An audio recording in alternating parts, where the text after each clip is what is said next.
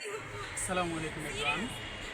The true measurement of life is not how a person feel about her positive experience rather than about her negative experience. The subtle of art বইটাতে এরকম একটা লেখা আছে, আপনি আসলে আমরা লাইফে যতটুকু আগে যাই, লাইফে কিন্তু আমাদের ব্যাড এক্সপিরিয়েন্স থাকবে। এখন হচ্ছে আমরা খারাপ এক্সপিরিয়েন্সের সাথে সেটাতে আমরা কীভাবে ফোকাস করতেছি, একটা খারাপ সময়ের পরে কিন্তু একটা ভালো সময় আসবে।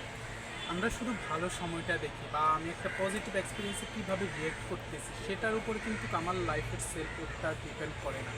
আমি আমার নেগেটিভ দিকটাকে কীভাবে হ্যান্ডেল করতেছি ওটাই কিন্তু মেইন বিষয়।